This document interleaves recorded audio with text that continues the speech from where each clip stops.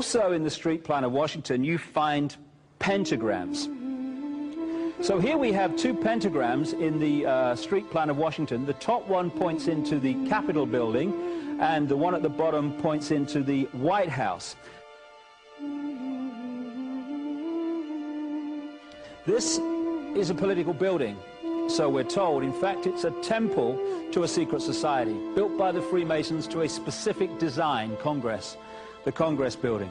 Where did it get its name from? Capitol Hill, from a sacred place of the Roman Brotherhood going way back called Capitoline Hill. And when Madeleine Albright, high priestess of this brotherhood, became Secretary of State, and she went across on her first overseas visit to Europe, she actually went to Rome and made an official visit, what for her would have been a pilgrimage to Capitoline Hill in Rome, and that's where we get Capitol Hill from. This is George Washington.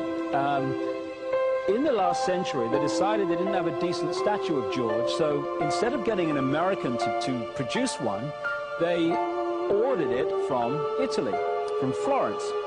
And when it arrived on the dockside, people were staggered, because here was George, the first president of the United States, depicted naked from the waist up with this cloth over his Bill Clinton's, and then pointing up one arm, pointing down the other. What's going on? Unless you realize where these people are coming from, it's inexplicable. Well, if you just hold that in your mind, arm up, arm down, naked from the waist up, and then Bill Clinton's covered in a piece of cloth, well, this is where it's coming from. This is the ancient depiction of the compilation of the negative force symbol that the Templars worshipped, or the high-level Templars worshipped anyway, called Baphomet. And this is why that they depicted George Washington in that way.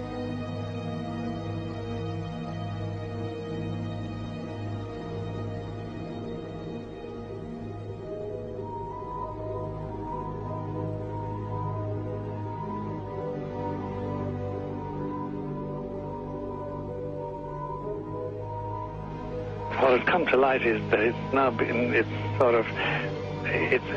is not so surprising for a lot of people that there are covens amongst the very educated class, architects, doctors, lawyers, priests, brokers, and the leisure class. These are people who have made pacts with the devil.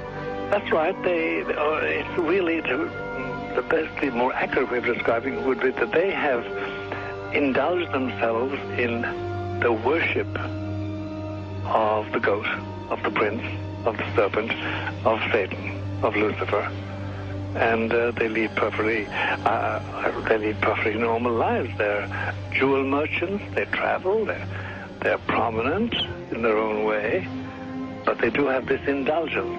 Father, here's a part of that I can never understand. That has never made sense to me, and that is, if somebody were to make a pact with the devil, then obviously the implication is if the devil is there to make a pact with them, to make a deal, to make their life, this short mortal life on earth, pleasurable, with money or women or travel, or more interesting, whatever it is they want. Yes. Then they are aware of the presence of the devil, and they are obviously aware then of the presence of God as well, and they nevertheless make a conscious, stupid, short-term, blind choice to take what they can get in this lifetime. And to embrace one, you must embrace the other. It's not like it's some wishy-washy person. I know you do. It is a very not easy to understand, except when you talk with them, when they let their hair down and peel grapes, as we say, and when they're on their way to being cured of what or healed is the proper word. You find that there's an exhilaration and a satisfaction which is both sensual and sexual and mental when they really indulge in Luciferian worship. There is a peculiar exhilaration. Like a drug, then? Yes, it's a peculiar exhilaration. And of course, the godly instincts in us all, the angelic in us all, because we all have something angelic and something godly, besides everything else, a lot of other negative things, that is quenched. And you find in them a horror of anything, what we call sacred and holy, or sacrosanct, or the idea of the idea of the sacred, of the awesome.